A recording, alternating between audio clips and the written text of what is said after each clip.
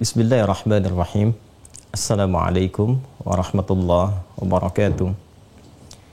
Alhamdulillahi rabbil alamin.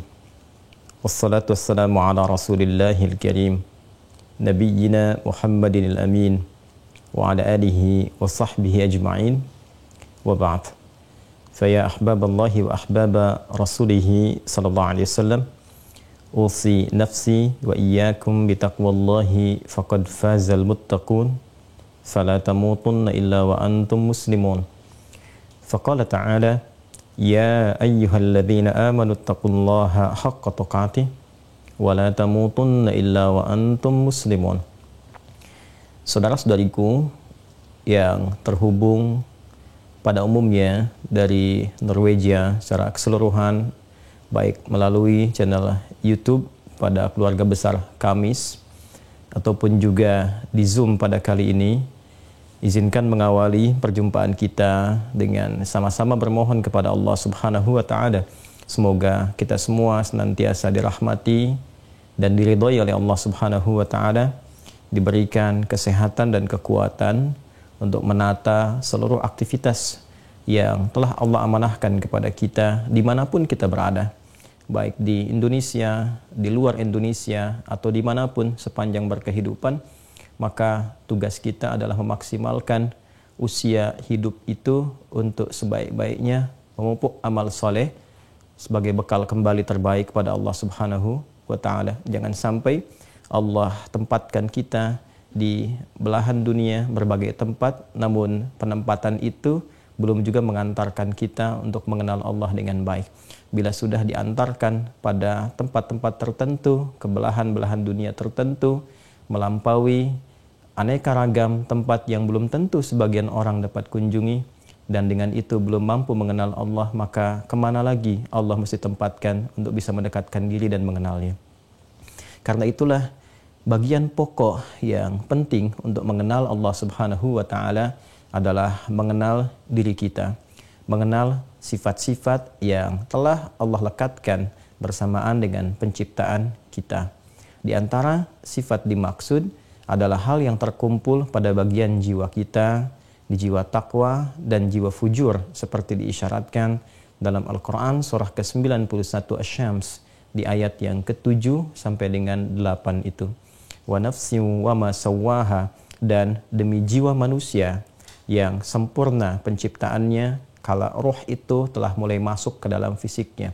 Saat roh masuk ke dalam fisik jasmani kita dan menyatu, maka berubah dia namanya menjadi nafas.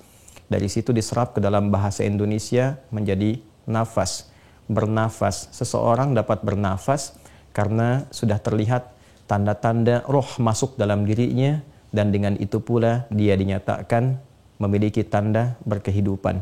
Dalam nafas itu ada dua potensi utama, fa'alhamaha fujuraha wa taqwaha. Maka kami ilhamkan dalam jiwa manusia itu pada kedalaman dirinya yang paling dasar, terletak dalam kolbunya. Kolbunya terbungkus dalam sadrunnya. Di sana ada fujur dan takwa. Takwa adalah akumulasi dari segala sifat-sifat baik. Di sana berkumpul segala hal yang idealnya kita harapkan berupa karakter moral, kejujuran, kerendahan hati, kesabaran, segala jenis kemuliaan ada pada jiwa takwa. Untuk itulah kita distimulus untuk menunaikan ibadah dalam bentuk ritual ataupun sosial demi meningkatkan takwa, sejatinya untuk mengeluarkan karakter moral itu sehingga dia bisa bertransformasi menjadi karakter kinerja, dari sifat menjadi sikap. Jujur itu sifat, dan bila ia mampu diterjemahkan dalam perilaku, dalam sikap, disogok dia bisa menolak, diarahkan kepada yang buruk dia bisa mengelak. Itu sudah karakter kinerja berbentuk menjadi sikap. Demi percepatan itulah kemudian Allah jadikan katalisnya berupa fujur. Fujur itu lawannya. Jadi bila kita temukan ada jujur, maka di fujur kita temukan ada dusta. Bila di takwa kita temukan ada sabar, maka di fujur kita temukan ada amarah. Demikian seterusnya. Apa kaitan dengan pembahasan kita? Seluruh sifat-sifat dalam berkehidupan letaknya ada pada jiwa. Sekarang kita akan mencoba membahas satu dari sekian sifat itu yang sejatinya menjadi fitrah dalam berkehidupan yang terbawa di jiwa kita yang paling dalam. Yang pertama kita hadirkan sifat khauf yang dalam bahasa Indonesia seringkali diterjemahkan dengan rasa khawatir, gelisah, terkadang mendekat kepada takut. Sepanjang itu berupa rasa, keadaan dalam jiwa, maka hanya ada satu di antara dua tempat itu. Bila ia tidak berada dalam jiwa takwa, maka ia berada dalam jiwa fujur. Tinggal nanti bagaimana kemudian itu bisa dihadirkan menjadi karakter kinerja berupa sikap, respon-respon yang baik. Apakah mengikuti dorongan malaikat yang Allah telah tugaskan memang untuk mensupport jiwa takwa. Jadi takwa itu idealnya dan menariknya juga adalah memang materi dasar penciptaan malaikat. Takwa kumpulan sifat baik, dan malaikat karena diciptakan dari cahaya, nur, yang memang bawaannya sifatnya adalah takwa, berkumpul segala yang baik sehingga tidak punya potensi untuk berbuat salah. Quran surah ke-66 At-Tahrim di ayat yang ke-6. La ya'sunallaha ma amarahum wa yaf'aluna ma yu'marun.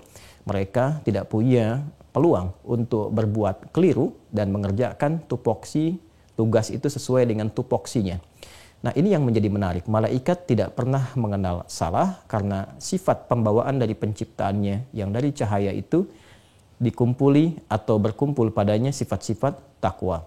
Karena itu Allah menugaskan malaikat untuk mensupport jiwa takwa, memberikan dorongan-dorongan positif, bisikan-bisikan yang baik yang menghunjam kepada jiwa. Itu yang menjadikan kita seringkali mendapatkan bisikan pada kebenaran dalam jiwa kita, atau bahkan bisikan untuk meningkatkan pendekatan ritual kita kepada Allah Subhanahu wa taala. Azan berkumandang, ada di jiwa kita mengatakan cepat, siap-siap, sudah waktunya untuk menunaikan ibadah salat.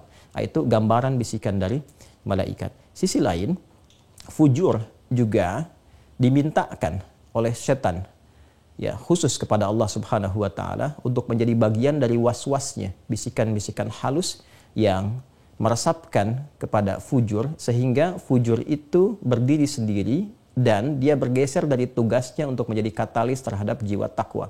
Saya ingin mengingatkan kepada teman-teman sebelum saya lanjutkan. Ini agak dalam karena materi yang Anda pilih memang materi yang cukup dalam untuk dikaji, tapi saya coba menyingkat dengan sebaik mungkin dan menampilkan apa yang bisa saya tampilkan sehingga bisa dipahami dengan mudah. Semoga Allah memberikan kemudahan di dalamnya. Tapi jika Anda menyimak dengan fokus, insya Allah ini bisa dipahami dengan baik.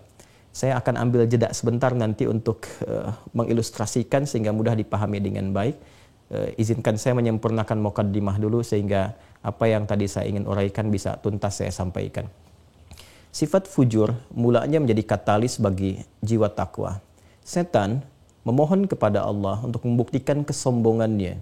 Sekali lagi, setan memohon kepada Allah untuk membuktikan kesombongannya bahwa dia lebih hebat dibandingkan dengan Adam. Sekali lagi, dari sejak alam akhirat, dia ingin tunjukkan di alam dunia. Maka dia meminta untuk bisa mengambil bagian dari jiwa anak Adam itu, dari dua potensi tadi, untuk dia berikan was-was. Dia tidak mungkin mengambil bagian dari jiwa takwa, karena itu sudah dipenuhi unsur kebaikan. Mustahil diambil di situ. Dan ada malaikat di situ yang memberikan support. Maka dia memohon kepada Allah untuk mengambil bagian dari jiwa fujur. Ini yang dimaksudkan Quran surah keempat An-Nisa ayat 118. La'anahullah la'attakhidhanna min ibadika nasiban mafruḍa. Setan dilaknat oleh Allah, lalu dia mengajukan permohonan kepada Allah untuk mengambil satu bagian dari jiwa manusia yang memberikan was-was kepadanya. Itulah jiwa fujur. Ini ketika setan berikan was-was, dia mencoba untuk menjadikan fujur ini punya jalur sendiri naik ke atas sehingga tidak mensupport kepada takwa. Lawan dari takwa itu fujur.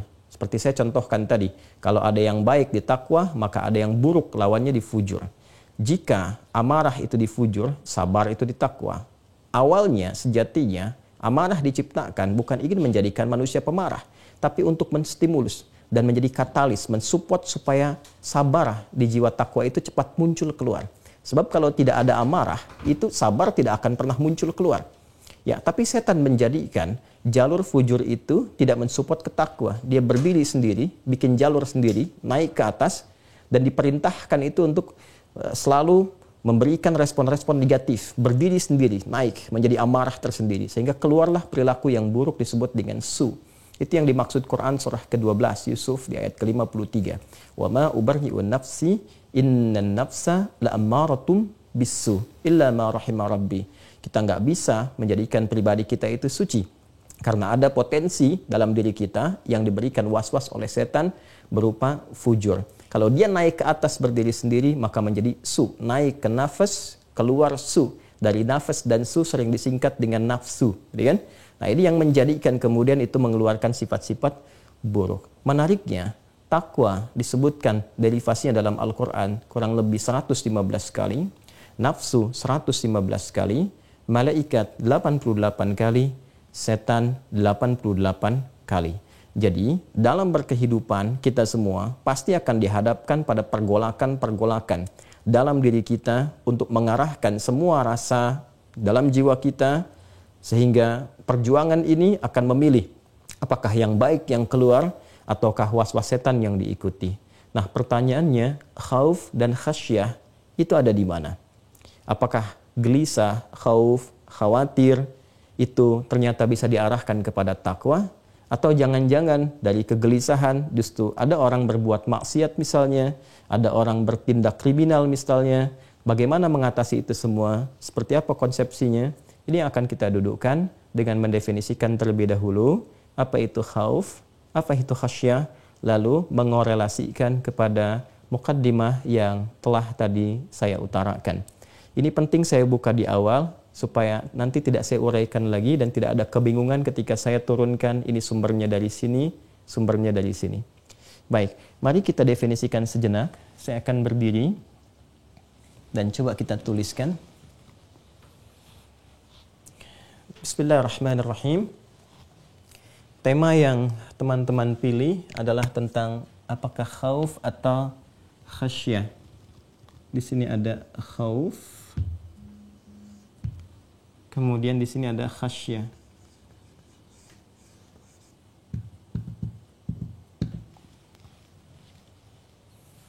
Di sini akar katanya, infinitifnya, verbnya, kata awalnya dari khafa, yakhafu, khaufan. Ini dari khasya, yakhsha. Kedua-duanya seringkali diterjemahkan dengan terjemah yang serupa. Takut, bisa juga gelisah, bisa juga pertengahan di antara keduanya rasa khawatir. Khawatir itu dari bahasa Arab juga, ya. Dari khatirah, khuturah, khawatir. Ya, sesuatu yang terlintas di dalam benak, asalnya netral, tapi kalau didorong dari rasa kegelisahan, maka masuk di antara kedua makna ini. Apa perbedaan di antara keduanya? Mari kita turunkan dulu. Pertama, ada sifat umum dan khusus di antara keduanya. Saya ulangi, ada sifat umum dan khusus di antara keduanya. Khauf itu asalnya lebih umum dibandingkan dengan khasyah. Jadi kalau disebutkan khauf, dia bisa mencakup khasyah, walaupun belum tentu kualitasnya spesifik, ya, dalam pemaknaan khasyah ini. Nanti kita turunkan. Jadi segala jenis yang terkait dengan ketakutan, kegelisahan, kekhawatiran, umumnya orang Arab itu menyebutnya dengan kata apa? Khauf. Ya. Tapi kalau kita ingin menunjukkan, misal, ketakutan, kekhawatiran, karena memang mengenali yang ditakuti, dengan pengenalan yang sebenar-benarnya, pengetahuan yang dalam, yang melahirkan rasa takut yang sangat luar biasa, akibat pengenalan yang dalam itu. Maka, ini yang kemudian ditekankan oleh orang Arab, katanya berubah dari kata khauf menjadi kata khasyah. Jadi kalau disebutkan khasyah di dalam bahasa Arab, itu lebih spesifik menunjuk kepada rasa takut yang sangat dalam, Nah, jadi bukan standar lagi, bukan umum lagi. Rasa takut yang sangat dalam, yang diawali dengan pengetahuan sempurna atas objek yang ditakuti itu. Jadi saking taunya dampak, akibat, hal di balik objek yang ditakuti itu lahir rasa takut yang sangat dalam akibat pengetahuan itu. Maka ini disebut dengan khasyah. Sedangkan rasa khawatir, rasa gelisah, rasa takut yang umumnya terbawa dalam bawaan fitrah kehidupan kita secara psikologis, ya, sudah menjadi bawaan fitrah. Itu diistilahkan dengan kata khauf, baik di dalam standar bahasa Arab biasa pun demikian juga diuraikan dalam ayat-ayat Al-Quran. Karena itulah Al-Quran ketika memberikan penjelasan tentang ujian yang diberlakukan untuk manusia demi meningkatkan kualitas hidupnya, maka hal pertama yang ditunjukkan oleh Allah Subhanahu wa taala adalah memperbaiki keadaan jiwanya. Bagaimana supaya jiwanya didorong untuk lebih tenang, lebih baik, lebih nyaman, sehingga dari ketenangan jiwa itu lahir ketenangan untuk berpikir, lahir ketenangan untuk bersikap, dan seterusnya. Maka turunlah Quran surah ke-2 Al-Baqarah di ayat 155. Allah menyampaikan, وَلَنَبْلُوَنَّكُمْ بِشَيْءٍ مِنَ الْخَوْفِ. Dan sungguh setiap kalian yang hidup akan diberikan ujian. Dan ujian itu diturunkan kata Allah bukan ingin memberikan beban pada kehidupan kalian. Tapi lebih dari itu Allah menginginkan kehidupan kalian menjadi lebih berkualitas, lebih meningkat. Nah, ini sudah wajar kita pahami secara logika. Bukankah setiap yang diuji pasti akan mengalami peningkatan kualitas dalam apapun itu? Anak-anak kita di sekolah dasar misalnya, jika ia ingin diketahui baik kualitas pengetahuannya, maka diuji terlebih dahulu. Dengan hasil ujian itu diketahui apakah tingkat pendidikannya, tingkat pengetahuannya sudah meningkat, sudah luas, sehingga dia dipastikan dapat naik ke level berikutnya. Ini sudah lumrah. Karena itulah ketika Allah memberikan ujian, ayat-ayat lain memberikan kesan kepada kita. Cara membacanya adalah lihat ujian itu sebagai sarana untuk meningkatkan kualitas kehidupan, bukan beban. Karena Allah pun ketika menurunkan ujian itu langsung mengatakan, la yukallifullahu nafsan illa wus'aha. Tidak mungkin Allah memberikan satu ujian di luar batas kemampuan. Dan ternyata ujian itu pun diberikan untuk meningkatkan kualitas kehidupan, sehingga dengan itu amalan kita lebih baik dan berpeluang mendapatkan hasil keberkahan dunia dan pahala akhirat yang lebih baik lagi.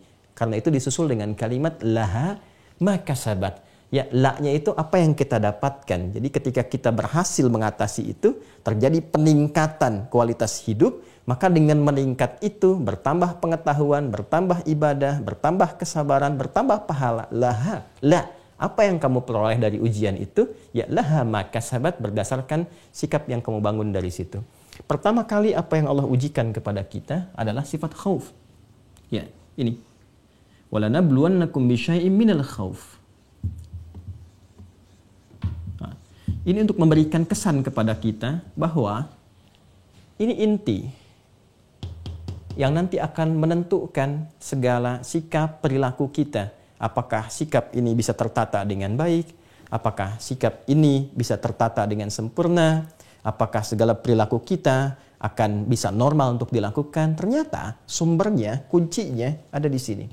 Jika kita mampu mengatasi ini, mengendalikan ini, maka Masya Allah, segala tindakan, segala pikiran kita akan jernih untuk dilakukan. Ya, khauf, gelisah. Lawan gelisah, itu kan tenang. Dan tadi saya katakan, masih ingat, semua yang terkait dengan rasa, dengan sifat, dengan karakter moral dan turunannya, itu adanya di dalam nafas. Saya tuliskan seperti apa yang tadi saya janjikan. Ini nafas. Di sini ada jiwa takwa, ada fujur. Di dalam nafas ini terkumpul takwa dan fujur, dan nafas itu berada dalam kolbu. Kalbu. Dari kata qoluba, sesuatu yang senantiasa bergolak, nggak pernah stabil. Kenapa selalu bergolak, nggak pernah stabil? Karena selalu ada dua dorongan di sini yang memberikan isyarat kepada diri kita untuk bersikap. Makanya manusia itu bangun dari tidur pun, dia akan memilih tuh apa yang mau dia kerjakan, A atau B, A atau B. Dengar suara azan atau tahu waktunya mau waktu salat, karena mungkin jauh dari masjid atau sulit ditemukan masjid, tapi tahu kita dekat waktu salat. Nah ini kan ada pilihan. Ya, ada bisikan dalam jiwa kita. Satu, membisikkan segera misalnya tunaikan siap-siap. Di sini ada bisikan malaikat, hafizin katibin. Ya. Yang di sini ada was-was syaitan. Ya. Nah, karena seringkali kita itu berjuang untuk mengatasi pilihan mana yang mau diambil, maka keadaan hati seringkali bergolak. Nah, pergolakan itu disebut kolbu namanya. Makanya tempat nafas bersemayam itu disebut dengan kolbu. Kolbu berada dalam tempat namanya sodrun. Ini agak dalam ya teman-teman sekalian. Mudah-mudahan insya Allah bisa dipahami. Sodrun. Jamaknya disebut sudur. Kalau ini disebut dengan kulub. Kulub. Ini disebut dengan sudur. Nah, ini yang biasa kita jaga dalam sholat. Ya, digambarkan secara filosofis. Digambarkan bahwa kita bertakbir, menjaga, letakkan tangan di atas sodrun. Ya, hadisnya kan demikian, di sodrun. Ya, sodrun itu menjaga apa maksudnya? Menjaga kalbu. Karena ini yang disebutkan dalam hadis Nabi SAW populer. Di Al-Arba'in ada nomor hadis yang ke-6 itu. Ketika Nabi mengatakan, di panjang sekali hadisnya. Innal halala bayyinun wa innal harama bayyinun wa bainahuma umurun mushtabihat. Sampai ke pertengahan. Ala wa inna fil jasadi mudghatan idza salahat salahal jasadu kulluh wa idza fasadat fasadal jasadu kulluh ala wahiyal qalbu. Tuh. Ya? Disebutkan kata Nabi, ada satu bagian dalam jiwa kita, kalau bagus, baik, bisa di-manage, bisa dikelola, akan menentukan baiknya semua bagian tubuh kita. Tapi jika itu tidak bisa dikelola dengan baik, tak di-manage dengan baik, maka akan ada pengaruh-pengaruh buruk yang menjadikan perilaku kita menjadi tidak terkontrol dengan baik. Itulah kalbu. Ya, maka dalam sholat itu kita digambarkan menjaga, itu makna filosofisnya, maknanya. Ya. Kenapa memegang seperti ini? Di antara gambarannya adalah bagaimana kita diminta oleh Allah menjaga kondisi sadrun kita, hati kita dalam kondisi yang sangat baik. Dan jangan dilupakan, ya, ada setan yang memang berusaha menembus ke sini dari mulai sadrun ini. Ini yang di surat An-Nas yang disebutkan, alladzi waswisu fi sudurin nas. Ya. Ini gambarannya. Nah, teman-teman sekalian, karena ini khauf, gelisah, kan? Gelisah ini lawannya apa? Lawannya tenang. Ya, takut lawannya berani, gitu kan? Khawatir ini lawannya tenang. Kesini puncaknya. Berarti kalau disebutkan sifatnya yang positif, yang baik-baik, dia adanya di sini nih, di jiwa takwa. Takwa. Ya. Sini ya, tenang. Berarti khauf yang mengarahkan pada ketenangan, kedekatan, kebaikan adanya di takwa. Baik, sedangkan katalisnya, nah ini katalisnya ada di sini, di fujur. Gelisahnya ada di sini. Ya, pokoknya di sini berkumpul yang negatif-negatifnya lah. Ya, kalau di atom itu kan ada proton, ada elektron, gitu kan? Ada positif, ada negatifnya. Kan tetap harus bergabung kan? Kalau enggak jadi atom gitu kan? Nah ini kan seperti itu kalau di kimia ya, kalau saya tidak keliru. Nah ini seperti ini. Di sini tuh kan ada amarah, kan ada dusta, ada macam-macam di fujur ini. Asalnya katalis buat kesini untuk mempercepat. Sebab kalau nggak ada ini, nggak mungkin ini bisa muncul. Ya, orang ketahuan tenang itu bisa muncul dari mana kalau tidak gelisah? Nah, makanya diadakan gelisah itu supaya muncul tenang untuk mempercepat. Ya, orang taunya sabar dari mana? Ya, ketika diciptakan amarah. Jadi kalau ada orang pulang ke rumah, suami pulang ke rumah dari kerja, nggak ada hujan, nggak ada badai, nggak ada angin, nggak ada apa, tiba-tiba istri mengatakan, sabar ya Pak, sabar gitu. Kan jadi aneh kan? Ya kan? Mesti ada sesuatu dulu yang ditampakkan, diciptakan untuk kesabaran itu mudah untuk dimunculkan. Nah, katalisnya itu ini. Nah, setan berusaha menjadikan ini punya jalan sendiri yang harusnya menjadi katalis ke sini, mensupport ke sini, ya, mensupport ke sini. Dia coba bocorkan jalannya supaya tembus sendiri ke sini. Ke nafas ini. Jadi nggak ke sini lagi, tembusnya ke sini, langsung keluar ke sini, ke sini. Nah, karena sifatnya jelek dari sini, yang asalnya memang lawan ke sini, katalis ke sini, maka tiba kemudian jadi mandiri dia naik ke atas. Maka ini yang kemudian diperintahkan oleh setan ya untuk mengeluarkan hal-hal yang buruk. Ya, terus diperintahkan, memerintahkan sekali ya amir, berkali-kali ammar, berkali-kali dengan segala karakternya ammarah. Maka ini yang menjadikan keluarlah sifat-sifat buruk yang disebut dengan su. Yang tadi saya katakan di Quran surah ke-12 ayat 53. Ya, inna nafsa la ammaratum bisu illa ma rahima rabbi. Ini teori dasarnya gitu kan. Nah, ini memang agak dalam ya pembahasannya. Tapi kalau kita bisa tutup celah ini dan manfaatkan untuk mensupport ke sini, maka nanti akan muncul satu karakter yang sangat dahsyat yang mengarahkan seluruh anggota tubuh pada segala hal-hal yang sifatnya mulia. Nah, khauf ini, teman-teman sekalian, desain awalnya ketika Allah sampaikan kepada kita, tidaklah kemudian ia diturunkan kecuali asalnya untuk mensupport ketenangan ke sini. Ya. Jadi dari tenang itu muncul harapan, ya, berpikir yang jernih, tindakan-tindakan yang baik gitu. Karena itu banyak orang kemudian membuat semacam kata-kata mutiara mahfuzat, ya, jiwa yang tenang menghasilkan aktivitas yang cemerlang, gitu kan? Pemikiran yang berlian dan sebagainya dari ketenangan. Nah, ketenangan ini tidak mungkin akan dihadirkan kecuali ini ada stimulusnya. Apa itu? Sifat khauf, sifat gelisah. Karena nggak mungkin tenang itu muncul kalau nggak ada khaufnya. Jadi awalnya, mengapa Allah Subhanahu wa Ta'ala mendahulukan ujian kepada manusia dalam bentuk khauf ini? Supaya hikmah besarnya adalah manusia mampu mengendalikan kolbunya. Karena itu inti kehidupannya. Kalau dia bisa kendalikan kolbunya, maka semua yang keluar dari kolbu itu akan berupa yang baik-baik. Itu yang dikatakan banyak orang hikmah, bahwa teko itu kan mengeluarkan isi tekonya. Kalau dalamnya itu susu, keluar susu. Dalamnya kopi, keluar kopi. Kalau dalam tekonya racun, ya keluar racun. Demikian kalau kita bisa mengendalikan hati dengan baik, ya, dengan keadaan yang tenang, yang nyaman, maka semua akan digerakkan, ya, bagian tubuh-tubuh kita ini dengan cara yang benar, cara yang tepat. Ini rahasianya mengapa yang pertama kali Allah sampaikan dalam Al-Quran, وَلَنَبْلُوَنَّكُمْ بِشَيْءٍ مِنَ الْخَوْفِ. Jadi di balik ini yang diharapkan adalah ada satu ketenangan yang dari ketenangan ini nanti akan memunculkan banyak harapan, pikiran yang jernih dan perilaku-perilaku yang mulia. Kumpulan dari semua ini itu disebut tama' namanya. Ya, tama'un. Ya, ini yang dimaksud di Quran surah ke-7 Al-A'raf ayat 56 itu.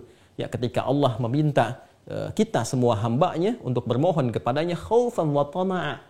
Ya, khaufan wa tama'a, dengan menggunakan potensi sifat khauf itu untuk melahirkan sifat tama'. Nah, ini yang dimaksudkan ketika keadaan hatinya tenang, baik, nyaman, maka ketenangan ini menghadirkan harapan, pikiran yang jernih, ide-ide kreatif, ya, perilaku yang baik, potensi-potensi bagus. Itu yang disebut dengan tama', ya. Kumpulan segala harapan dan keinginan untuk mendapatkan segala yang baik. Dan kalau orang berdoa itu kan selalu mengharapkan yang baik-baik kan? Ya, jadi kalau orang berdoa inginnya mengumpulkan segala yang ideal untuk dimohonkan. Ya. Nah, kata Allah, ya, Anda boleh menampilkan itu, namanya tama', dan ternyata hal pertama yang mendasari tama' itu bisa lahir ternyata pengondisian kepada khauf.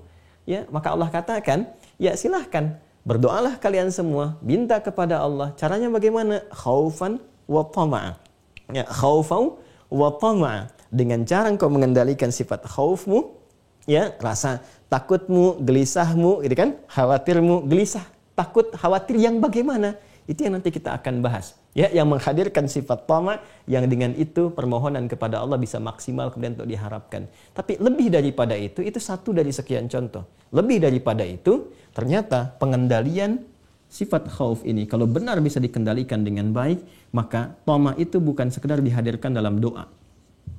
Yang khaufnya bukan sekedar memunculkan rasa, bukan sekedar memunculkan rasa bahwa takut tidak dikabulkan, takut begini, takut begitu, tidak. Ya, tapi ini akan lebih bertransformasi menjadi sikap-sikap yang akan mendorong pada seseorang lebih mudah mendapatkan capaian-capaian dari apa yang dia harapkan. Inilah ternyata kasih Allah yang dilekatkan di balik hikmah ujian pertama khauf. Jadi kalau ini selesai, yang lain-lainnya tuntas. Ya, makanya setelah itu kan ada kembali ke Quran surah 2 ayat 155. Minal khaufi wal ju'i wa naqsi minal amwali wal anfus wathamarat. Ya, coba lihat. Setelah itu kan lapar. Ya kan? Kemudian berkurang harta. Ada yang sakit sampai dengan wafat. Orang kalau hatinya tenang, lapar pun dia bisa tahan. Dan pikirannya masih jernih. Mencari apa kira-kira yang bisa mengganjal rasa laparnya atau menutupi rasa laparnya. Orang kalau pikirannya jernih, hatinya tenang, harta berkurang pun dia masih tenang berpikir. Bagaimana kemudian mengolah kembali sehingga apa yang dibutuhkan dengan perangkat harta itu bisa dicukupi. Ya, tapi kalau dia gagal di ujian yang pertama, tetap membawa kegelisahan. Ya, walaupun mungkin waktunya sebentar lagi dia dapat makanan, tapi karena gelisah, tidak menentu, nggak bisa mengolah hati, maka muncul tindakan-tindakan yang mulai tidak terkontrol. Mulai dari garuk-garuk, ada yang pukul meja saat nunggu di restoran, kan? Ada yang mulai datang respon, nanyain kemudian pelayannya dengan cara-cara kadang-kadang yang tidak elok. Nah ini sederhana. Jadi kalau kita lulus di yang pertama, yang lainnya akan terasa lebih mudah. Baik, jadi kembali ke awal. Kalau kita ingin definisikan apa itu khauf, tadi saya katakan khauf adalah bawaan dari fitrah manusia. Ya, fitrah. Kalau sudah fitrah berarti terbawa bersamaan dengan penciptaan manusia. Bawaan dari fitrah manusia yang berwujud rasa takut, gelisah, ataupun khawatir. Sudah? Yang berwujud rasa takut, gelisah, ataupun khawatir yang mengarah kepada harapan-harapan untuk terwujudnya satu kebaikan. Jadi ternyata ketika khauf dihadirkan, pasangannya ini, goalnya itu toma, goalnya itu mendapatkan apa yang diharapkan. Ketika mampu mengendalikan ini, maka akan lebih mudah kemudian mendapati apa-apa yang diharapkan. Ini gambarannya. Dan kalau sudah disebutkan fitrah, berarti semua orang mengalaminya. Dan Allah melekatkan pada setiap hamba mengalami sifat khauf ini atau merasakan khauf ini, itu menunjukkan bukti sayangnya Allah.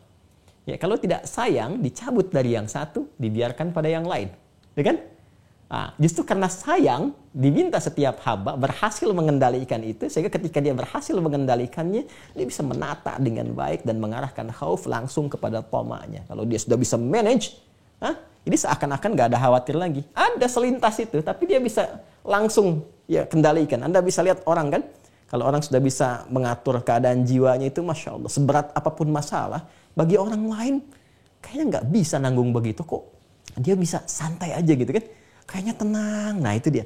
Ya kalau sudah tahu ilmunya tuh, jadi apapun yang dihadapi itu, Masya Allah, bukan dia tidak khawatir, bukan dia tidak gelisah, tapi dia mampu mengendalikan keadaan jiwanya.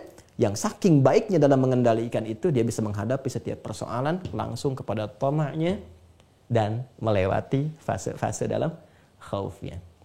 Nah, sekarang kita bertanya, ya Allah, saya kan sudah beriman, ya kan? Ya, ada nggak perbedaan insan beriman dengan yang belum beriman?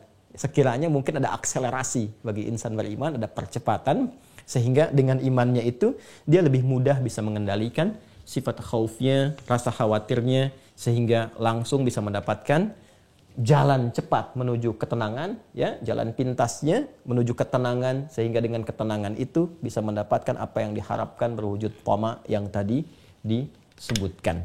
Baik, kita turunkan kemudian beberapa petunjuk dalam Al-Quran untuk mendetilkan apa yang tadi kita pertanyakan.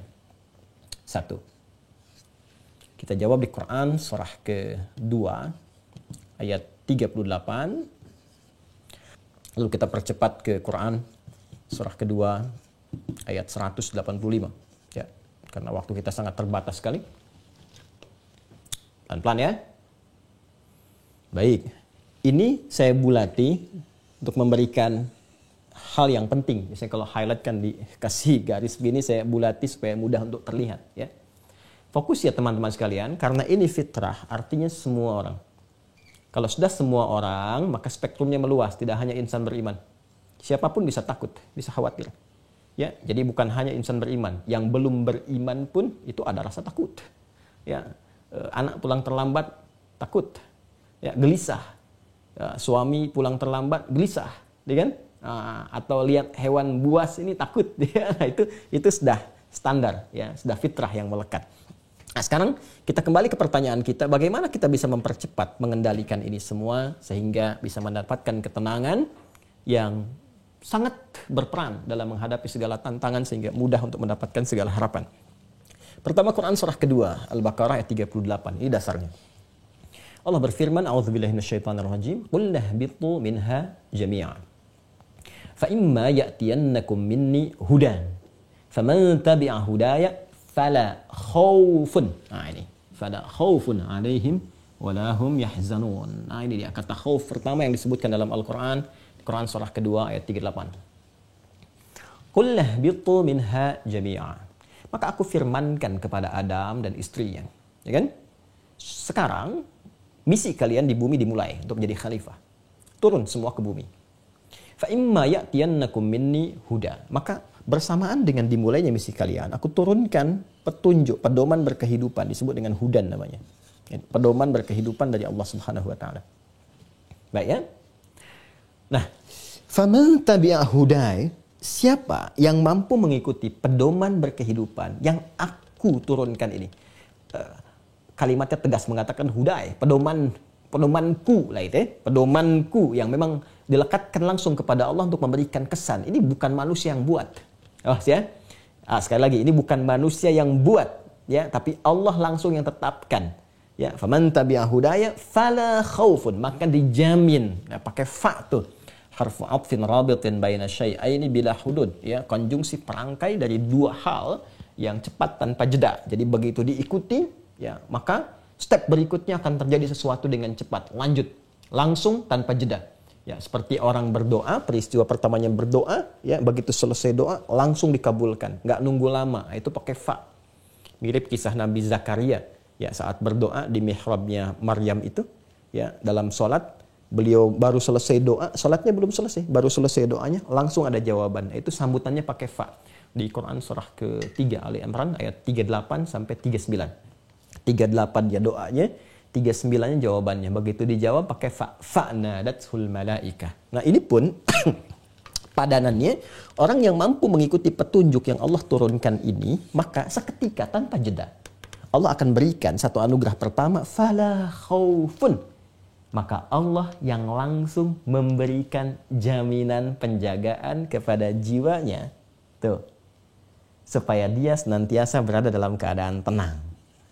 Nah, jadi diringankan manusia.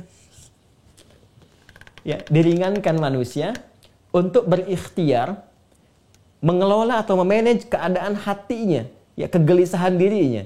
Jadi bahasa singkatnya begini, yang tadinya dia harus berusaha dulu menenangkan diri, kadang-kadang sama orang, kadang latihan dulu, ada yang ke psikolog, ada yang macam-macam. Tapi dengan mengikuti pedoman ini, Masya Allah, ya, hal-hal yang demikian yang seharusnya ditempuh secara ikhtiar kemanusiaan, oleh Allah diberikan jalan pintas, nggak usah, langsung diberikan ketenangan. Ya. Sehingga seakan-akan khaufnya nggak ada. Ya, padahal tetap ada itu melekat dalam dirinya. Tapi karena sudah mendapatkan jaminan dari Allah, seakan-akan lewat. Ya, ya, jadi seakan-akan ini lewat gitu. Ya, karena sudah Allah langsung, ya, yang menjaganya, menetapkannya. Tetap melekat, ya, sebagai nama dalam jiwanya. Ya, tapi keadaannya itu langsung dikondisikan tenang oleh Allah Subhanahu wa taala. Fala khaufun. Maka tidak ada kegelisahan. La khauf alaihim walahum yahzanun. Fala khaufun alaihim. Maka keadaan-keadaan yang idealnya seharusnya gelisah, seharusnya khawatir, itu langsung tiba-tiba kemudian tertutupi oleh ketenangan. Ya. Tiba-tiba anak belum pulang misalnya, harusnya udah pulang nih 30 menit belum pulang. Idealnya kan khawatir, gelisah, tapi tiba-tiba kemudian Allah turunkan perlindungan, muncul ketenangan. Boleh jadi mungkin ada tugas-tugas tambahan atau ini saya konfirmasi dulu. Sehingga dengan ketenangan itu dia cari solusi. Ya, tetap mencari solusi. Ya, tetap dalam keadaan, ya, dia ingin memastikan, tapi keadaannya diberikan oleh Allah perlindungan berupa ketenangan yang dengan tenang itu jernih dia berpikir. Lalu muncullah hidayah Allah yang membimbing dia bagaimana mendapatkan keterangan di balik apa yang ia ingin harapkan. Itulah tama. Ya, ini gambarannya. Jadi cara pertama untuk bisa kita mengendalikan sifat khauf itu sehingga muncul tenang, pertama adalah dengan kembali kepada hudan. Sekarang pertanyaannya, bagaimana mendapatkan ini? Hudan ini. Ternyata saking sayangnya Allah, setiap generasi dalam kehidupan di muka bumi ini, setiap berganti generasi, Allah angkat, utus ya nabi, rasul di kalangan generasi itu untuk membawa hudan. Langsung dari Allah berupa firman-firmannya, wahyunya yang nanti kemudian dikodifikasikan, dikumpulkan ya. Yang umumnya berupa suhuf atau kitab-kitab bagi umatnya. Contoh kita ambil cepat misalnya, umumnya kita kenal bahwa Nabi Musa alaihissalam memiliki kitab Taurat, ya kan? Nabi Isa alaihissalam memiliki kitab Injil. Nabi Muhammad ya, sallallahu alaihi wasallam memiliki kitab Al-Quran. Kalau kita gali lebih dalam, Taurat ini namanya untuk membedakan dengan nama-nama kitab yang lainnya. Tapi fungsinya kembali ke sini, hudan. Buka Quran surah ke-17 Al-Isra di ayat yang kedua. Wa ataina Musal kitaba. Dan kami berikan, kata Allah dengan keagunganku, Musa itu kitab. Namanya Taurat. Quran surah ke-3 Al-Imran ayat 3. Kan? Nazzala 'alaikal kitaba bil haqqi musaddiqan lima baina yadayhi wa anzalat Taurat. Ya, kembali ke Quran surah 17 ayat 2. Wa ataina Musal kitaba wa ja'alnahu hudan li bani Israil. Dan kami berikan, kata Allah dengan keagunganku, Musa itu kitab. Ya, dan di kitab itu, di Taurat itu kami tetapkan ada hudan, tapi terbatas sifatnya untuk generasi Bani Israel di masa itu. Nanti pindah ke Nabi Daud ada Zabur, Zabur pun hudan. Nabi Isa, ya jelas di Al-Maidah juga disebutkan, itu hudan sifatnya. Hudan wa mau'izah, ada nasihat, ada cahaya, ada petunjuk di dalamnya. Ya puncaknya untuk mempercepat kita masuk ke sini, Nabi Muhammad sallallahu alaihi wasallam. Ya, Allah berikan apa kepada beliau? Al-Quran. Ya, sebagai penyempurna dari semua ajaran yang telah ada. Ternyata Al-Quran pun saat mula diturunkan di bulan Ramadan itu, sifat pertamanya disebut dengan hudan. Buka Quran surah kedua ayat 185. Quran surah kedua Al-Baqarah ayat 185. Syahrul Ramadan alladzi unzila fihil Quran hudan linnas. Oh, bedanya kalau Taurat libani Israel, Injil libani Israel, ya, hanya untuk terbatas kaum Musa, kaumnya Isa, generasinya Musa, generasinya Isa. Karena itu tidak abadi sampai sekarang. Tidak terjaga karena memang lokal sifatnya. Al-Quran, Allah langsung menetapkan. Diksinya pun di Al-Quran jelas kalimatnya. Hudan linnas, untuk semua manusia yang berkehidupan sampai dengan kehidupan berakhir. Jadi sejak Al-Quran diturunkan kepada Nabi Muhammad SAW, nah, terjaga, dilindungi oleh Allah Subhanahu Wa Taala sampai selesai berkehidupan. Itu ada di Quran surah ke-15 Al-Hijr ayat 9. Inna nahnu nazzalna dzikra wa inna lahu lahafidhun. Sungguh kami, ya dengan segala keagunganku, kata Allah, yang telah menurunkan Al-Quran sebagai pengingat bahwa ini firman, ini hudan, bukan kitab biasa. Dan dengan keagunganku kami menjaga ini, ya. Makanya kita tidak temukan kekeliruan apapun yang melekat pada Al-Quran. Dari sejak diturunkan sampai kini, sampai kapanpun. Sempurna. Dan tidak ada satu kitab suci pun di muka bumi yang bertahan sampai dengan kini, lafaz, maknanya, kesesuaiannya, ya kecuali Al-Quran. Ini gambarannya. Nah, artinya secara singkat adalah, kalau kita bisa berhasil mendekat kepada Al-Quran dengan baik, pelajari isinya. Ya, saya percepat, ada 3 cara berinteraksi. Misal, pertama qiraah, baca. Kedua, tilawah, mengkaji. Ketiga, hifdz, hafal. Baca, kaji, hafal. Satu di antara 3, Anda tekuni mulai dengan membaca. Rajin baca Quran, rajin baca Quran, rajin baca Quran. Maka silahkan lihat pengaruhnya kepada jiwa. Pengaruhnya kepada hati. Ya, saya ulangi ya. Silahkan teruskan. Coba baca, baca, baca. Dan silahkan Anda lihat bagaimana Al-Quran yang bacaannya akan memberikan getaran kepada jiwa kita ketika kita mencoba berinteraksi dengan memperbanyak bacaan dengan cara yang benar, sungguh-sungguh, dan serius. Bahkan nanti akan terjadi, jangankan Anda membaca, Anda mendengar bacaannya saja, sudah ada dentuman kepada jiwa yang memberikan satu getaran dan membangkitkan konektivitas iman yang melahirkan ketenangan. Itu yang dimaksudkan ulaika lahumul amnu. Mereka mendapatkan ketenangan. Quran surah ke-8 Al-Anfal di ayat yang kedua. Innamal mu'minuna alladzina idza dzukirallahu wajilat qulubuhum wa idza tuliyat alaihim ayatuhu zadatuhum imana wa ala rabbihim yatawakkalun. Sungguh insan beriman itu bila dibacakan ya kepadanya, diperdengarkan. Ya, pertama disebutkan nama Allah, ada getaran dalam jiwanya, dan bila dibacakan kepada mereka ayat-ayat Allah, bertambah imannya, yang dengan itu terbangun hubungan dekat dengan Allah yang melahirkan ketentraman dan terpenuhinya harapan. Apalagi jika naik level, sudah mulai mengaji, dipahami tafsirnya, sampai menghafal. Dan dahsyatnya, ketika menghafal, ini pindah redaksinya disebut dengan zikir. 4 kali disebutkan di Quran surah ke-54, ayat 17, ayat 22, ayat 32, ayat 40. Walaqad yassarnal Qur'ana lidzikri fahal mim muddakir. Kami telah mudahkan Al-Quran untuk dihafalkan. Maka adakah di antara Anda yang mau menghafalkannya? Hafalan Quran disebut dengan zikir, az-zikr. Sedangkan zikir itu fungsinya menenangkan kepada jiwa. Quran surah ke-13 ayat ke-28. Ala bi dzikrillahi tatma'innul qulub. Yakinkan pada dirimu kalau zikirmu benar ditunaikan kepada Allah, maka dampaknya kepada hati lebih cenderung tentram, cenderung tenang. Ala bi dzikrillahi tatma'innul qulub. Karena itu banyak sekali ayat-ayat, hadis-hadis yang memotivasi kita untuk mendekat pada Al-Quran. Afala yatadabbaruna al-Quran. Kemudian juga nanti di hadis-hadis Nabi sallallahu alaihi wasallam mendorong kita untuk membaca man qara'a al-Qur'ana atau man qara'a harfan min kitabillah. Siapa yang membaca satu huruf dari kitab Allah, man qara'a harfan min kitabillahi falahu asyru hasanat, dia akan mendapatkan 10 kebaikan. Walam aqul alif lam mim harfun, kan? Saya tidak katakan alif lam mim satu huruf kata Nabi, walakin alifun harfun, lamun harfun, mimun harfun, tapi alif saya satu huruf, lam satu huruf, mim satu huruf, wa likulli harfin asyru hasanat. Dan setiap hurufnya ada 10 kebaikan. Au bima ma'na kama qala Rasulullah sallallahu alaihi wasallam. Itu apa tujuannya, motivasinya? Sebetulnya bukan hanya sekedar baca, tapi tujuan mulianya adalah bagaimana membangun interaksi jiwa dengan Al-Quran sehingga bisa memantapkan hati dan melahirkan ketenangan. Itulah khauf. Ini baru satu. Ini baru satu. Nanti ada yang lainnya lagi. Ini baru kembali kepada hudan.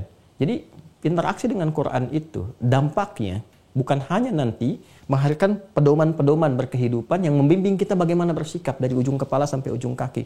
Tapi awalnya menghunjam ke jiwa dulu. Makanya nanti begitu jiwanya tenang, siap menerima petunjuk, nanti akan dibimbing, mudah menerima. Karena itu nanti akan ada pancaran dalam hati kita membimbing kepada mata tuh. Ya, mata nanti melihatnya bagaimana, telinga mendengar bagaimana, lisan berkata bagaimana, sampai ke ujung kaki. Itu akan dibimbing. Dan di takwa ini nanti akan ada sinyal-sinyal iman mendorong. Ya, makanya nanti setiap perilaku bagian anggota tubuh kita akan bersikap itu disebutkan imannya dulu sebelum tindakannya. Qul lil mu'minina yaghuddu min absarihim. Katakan pada pria beriman, imannya akan mendorong dia melihat yang baik. Ya ayyuhalladzina amanu, dan la yasra qaumin qaum la yaghtab ba'dukum ba'du. Katakan pada orang-orang beriman, imannya membimbing lisannya untuk bertutur yang baik, tidak saling mencela, tidak membuat hoax dan sebagainya. Itu dahsyatnya. Jadi mendekat kepada Al-Quran dengan 3 cara tadi, membaca, mengkaji, menghafal, itu bukan hanya menghadirkan ketenangan pada jiwa, tapi nanti dengan ketenangan ini membuka cawan hati kita untuk menerima sebuah petunjuk dalam Al-Quran sehingga mudah diinteraksikan dalam kehidupan. Dahsyatnya dimanapun Anda berada dengan semua hukum dan keadaan yang berlaku di tempat Anda tinggal. Itu dahsyatnya Al-Quran. Ini satu. Ya, ada beberapa yang lainnya, tapi saya kira saya harus lompat dulu untuk menerangkan yang khasyah. Ya, karena ini ide besarnya sudah kita tangkap. Sekarang khasyah itu seperti apa? Ya, khasyah seperti apa? Kalau khauf tadi, dia general sifatnya, melekat pada fitrah setiap insan, ya kan? Dan memang ditujukan oleh Allah, diuji pertama kali untuk memberikan kekuatan mental dalam jiwa manusia secara psikologis sehingga dia mampu menata aktivitasnya dengan baik, dan bila ingin percepatan dia kembali kepada petunjuk-petunjuk Allah Subhanahu wa taala. Nah, sedangkan khasyah ini lebih dalam dibandingkan dengan khauf. Lebih spesifik. Ya. Karena khasyah itu sifat takut yang dibangun berdasarkan pengetahuan atas objek yang ditakuti itu. Jadi karena tahu, takut. Ya, kalau ini masih umum, belum tentu tahu ini. Ya, ini masih belajar, masih nata. Ini sudah tahu. Ya. Misal, ada orang-orang yang belajar, mengenal tentang hukum-hukum Allah Subhanahu wa taala atau hal-hal yang terkait dengan ketuhanan Allah, sifatnya, kan? Peringatannya, kemudian gambaran-gambaran yang Allah terangkan kepada kita, hukum-hukum dan sebagainya, sehingga tahu. Dari situ dia takut. Ya, kalau salah berjalan. Dia mengerti agar kalau dia berbuat baik itu ada harapan untuk mendapatkan misalnya karunia Allah berupa keberkahan di dunia, rahmat di akhirat, dapat surga. Maka ada harapan memuncak disebut dengan raja namanya. Harapan yang sangat memuncak. Ana arju an takuna huna, saya berharap engkau ada di sini, kan? Nah, itu keadaan sifatnya disebut dengan raja, harapan yang sangat yang menginginkan sesuatu untuk diraih, kan? Nah, di sisi yang lain, karena dia kenal juga kalau menyimpang dari ini, wah ini bisa bahaya nih. Wailul lil mukadzibin, kalau dusta bisa celaka. Wailul lil mutaffifin, kalau curang bisa celaka. Dan dia kenal. Ada malaikat mengawasi, ada hukum Allah akan begini. Dia belajar terus, ilmunya dia tahu, gitu kan? Nah, kemudian dia pun paham di akhirat akan dihisab. Kalau meninggal nanti, kalau berbuat banyak maksiat akan sulit meninggalnya, sakit. Di alam kubur ditampakkan neraka siang malam. Mimpi jelek aja kita nggak berani, pengen cepat bangun, sedangkan di alam kubur nggak bisa bangun lagi. Ya, dia tahu itu. Sampai ke akhirat tuh ada ancaman neraka. Sehingga terkumpul rasa takut yang sangat dalam, ya, bukan sekadar khauf biasa, tapi khauf yang didasari dengan pengetahuan. Nah, ini yang disebut dengan khasyah, akumulasi pengetahuan terhadap satu objek karena dasar satu pengetahuan yang kuat sehingga melahirkan ketakutan yang dalam, itu yang disebut dengan khasyah namanya. Ya, orang yang mengetahui itu disebut dengan alim. Jamaknya disebut dengan ulama. Ya. Maka di dalam Al-Quran para ulama disifati memiliki sifat khasyah diantaranya. Ya, Quran surah ke-35 Fatir. Di pertengahan ayat 28. Ya. Ketika Allah menyampaikan innama yakhsyallaha min ibadihil ulama. Ya, sungguh, kan? Sungguh yang mampu menghadirkan khasyah itu di antara hamba-hamba Allah, nih kelompok ulama. Di ulama itu ternyata sifat pertamanya tidak disifati dengan pengetahuan, pengakuan dari Allahnya, ya. Karena kalau pengetahuan wajar, orang sudah pasti tahu nih orang alim. Ya, di kalangan manusia itu ya alim nih, hafal Quran dengan nomor ininya, hadis juga hafal dengan riwayat matan sanadnya gini. Kata Allah, tunggu, punya sifat khasyah nggak? Dia takut nggak dengan ilmunya, ya kan? Nah, dia sekarang sudah tahu, dia sudah mengerti. Dipraktekkan nggak? Takut nggak kalau berfatwa, fatwanya keliru? Allah tidak ridha. Takut nggak kalau melihat, penglihatannya keliru? Ya, takut nggak kalau bersikap, sikapnya bertentangan dengan hukum Allah? Kalau ada khasyah, berarti itu ulama yang benar.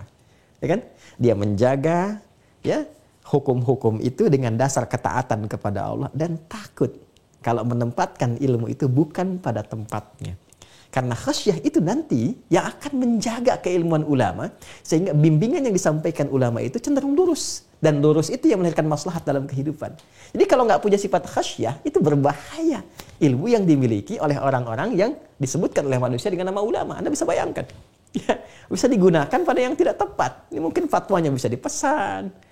Atau intelektualitasnya bisa dijual belikan dan sebagainya. Karena itu sifat khasyah dilekatkan pada ulama sejatinya untuk menjaga keilmuan para ulama ini sehingga tetap dalam jalur yang lurus dan melahirkan maslahat dalam berkehidupan. Terakhir sebagai penutup, guna melengkapi durasi waktu yang diberikan kepada kita, terkadang ini pun juga diberikan sebagai sindiran kuat untuk kembali kepada jalan yang benar. Ya, seperti ketika Allah Subhanahu wa taala menunjukkan di Quran surah ke-17 misalnya ayat ke-31, ya, ketika menyindir perilaku jahiliyah yang tahu tentang sulitnya hidup dalam kefakiran tapi tidak mau menggunakan kuasa ikhtiar yang telah Allah tetapkan kepada mereka untuk bekerja, namun malah kemudian beralih untuk mengeksekusi ya bayi yang baru dilahirkan karena hanya ada isu-isu hoax yang bertebaran di masyarakat. Ya, jadi mereka itu menyimpulkan kalau lahir bayi perempuan, oh ini aib nih, ini bisa membawa kesialan, bisa menjadikan fakir dan sebagainya. Ya, dan mereka tahu fakir itu gimana sulitnya di zaman jahiliyah itu. Ya, karena tahu itu takut akan fakir. Ya, nah kefakiran yang terakumulasi dengan kesulitan itu disebut imlaq namanya. Ya, sudah fakir, susah, nggak punya akses, hidup lagi. Nah ini imlaq namanya. Faqah wal faqr itu imlaq. Ya, jadi, nah yang paling menarik mereka tahu ini kalau ini bisa tersiksa, bisa bahaya dan sebagainya. Maka mereka sangat takut luar biasa karena pengetahuan itu. Maka disifatilah ini dengan khasyah. Ya, khasyah. Tapi bukan khasyah yang ini. Ya, khasyah yang mengambil pada sifat asalnya. Karena tahu keadaan fakir ini, ya kan? Ya, fakir yang susah gitu kan dan sebagainya. Mereka tak ingin ini terjadi. Maka apa yang mereka lakukan? Mereka bunuh kemudian anak-anak perempuan mereka. Wala taqtulu. Maka datang Al-Qur'an mengatakan wala taqtulu auladakum khasyata imlaq. Ya, kamu jangan bunuh anak-anak kamu itu. Ya, terutama yang perempuan-perempuan itu karena apa? Karena kamu menghindari kefakiran yang kamu takutkan itu. Ya, bukan begitu caranya. Ya, nah ini memberikan sebuah penekanan bahwa kata khasyah ini ya kadang diberikan untuk memberikan sebuah penguatan untuk penjagaan pada pengetahuan atau pengalihan dari perbuatan negatif kepada hal yang positif untuk mengetahui lebih dalam apa yang ingin diperjuangkan itu. Kadang-kadang khasyah dan khauf, saya tutup, disatukan oleh Allah Subhanahu wa taala dalam satu rangkaian ayat. Seperti Quran surah ke-4 An-Nisa ayat 9. Ya, wal yakhshal ladzina law taraku min khalfihim dzurriyyatan dhi'afa khafu alaihim falyattaqullaha wal yaqulu qawlan sadida. Dan hendaklah para orang tua merasa ketakutan yang sangat dalam kalau mereka meninggalkan generasi di belakang mereka, ya, anak-anak, cucu dalam keadaan lemah. Nah, jadi maksudnya apa? Maksudnya orang tua riset. Apa dampaknya kalau mereka lemah nih? Lemah di sini 3 hal. 1 lemah iman, 2 lemah ilmu, 3 lemah harta. Bagaimana kalau anak ditinggalkan fakir? Coba lihat kehidupan Anda. Yang fakir seperti apa kesulitannya. Di tempat Anda tinggal, di Norwegia misalnya, atau dimanapun pada umumnya. Kalau lemah ilmu bagaimana nih? Dikerjain orang. Apalagi lemah iman. Ya, lemah iman tuh bisa ancamannya sampai akhirat. Ya, maka mesti khawatir. Dari ketakutan ini, setelah tahu, Anda siapkan. Sekolahkan tempat yang baik, carikan ustadz yang baik, gitu kan? Siapkan bekal harta yang kiranya membuat dia cukup untuk berusaha kemudian. Nah, minimal kalau Anda belum punya rasa sampai ke situ, minimal yang takut standar lah yang khauf. Ya, minimal takut standar. Kalau nggak ada yang standar, berarti nggak normal jadi orang tua. Itulah kenapa kata khasyah dan khauf disatukan dalam ayat ini. Minimal kalau tak mampu menyiapkan, memahami dengan benar, maka tanyakan pada fitrah jiwamu dari kekhawatiran standar. Kalau itu nggak ada, dipertanyakan. Orang tua macam apa kamu, kata Allah. Maka coba katakan yang benar. Betul nggak seperti itu prinsipnya? Waliyaqulu qawlan sadida. Katakan yang benar dan bertakwalah kepada Allah Subhanahu wa ta'ala. Khauf disebutkan dengan derivasinya 65 kali dalam Al-Quran, sedangkan khasyah dengan derivasinya disebutkan 23 kali dalam Al-Quran. Sekira itu 1 jam yang telah diberikan pada saya untuk menguraikan. Dari kekurangan yang saya sampaikan ada jedanya. Semoga Allah Subhanahu wa ta'ala memberikan kesempurnaan atas apa yang teman-teman harapkan. Sekira kita akhiri pertemuan ini dengan berdoa. Mudah-mudahan doa kita diterima oleh Allah Subhanahu wa ta'ala. Allahumma nahmaduka hamdan syakirin kama 'allamtana an nahmadak. Wa nashkuruka syukran syakirin kama 'allamtana an nashkurak. Antal muqaddim antal muakhir biyadikal khair innaka 'ala kulli syai'in qadir. Allahumma taqabbal minna ya arhamar rahimin. Allahumma taqabbal minna ma ta'allamna wa ma fahimna wa ma 'amilna. Ya Allah, mohon anugerahkan penerimaan terbaik dari apa yang kami telah pelajari, kami pahami dan kami amalkan selama ini. La tada'alana fi maqamina hadha wa fi kulli maqamin dhanban illa ghafarta. Jika ada seorang pun yang terhubung dengan kami saat ini atau dimanapun berlumur dosa hidupnya, maka jangan biarkan ya Allah ia meninggalkan kehidupan ini kecuali Engkau ampuni segala dosa-dosanya. Wala hamman illa farajtah. Ya Allah, jika ada di antara kami yang tengah diliputi oleh kegelisahan dalam hidupnya, maka mohon tenangkan keadaan jiwanya. Wala maridun illa syafaitah. Jika ada yang tengah Engkau uji dengan penyakit seberat apapun, maka mohon angkat dan sembuhkan serta berikan hikmah di balik penyakit yang telah Engkau ujikan. Allahumma rabbana ya arhamar rahimin ati anfusana taqwaha wa zakkiha anta khairu man zakkaha anta waliyuha maulaha. Allahumma ij'alna minal khashi'in. Allahumma zayyin qulubana bil khasyah ilaik wa bil khawfi ya Allah wa bil raja'i ila kulli ma tuhibbuhu wa tardah. Wa sallallahu ala sayyidina Muhammad wa ala alihi wa sahbihi ajma'in. Wa akhiru da'wana subhanakallahumma wa bihamdika nashhadu an la ilaha illa anta nastaghfiruka wa natubu ilaik. Walhamdulillahi rabbil alamin. Terima kasih untuk semuanya. Mohon maaf. Assalamualaikum warahmatullahi wabarakatuh.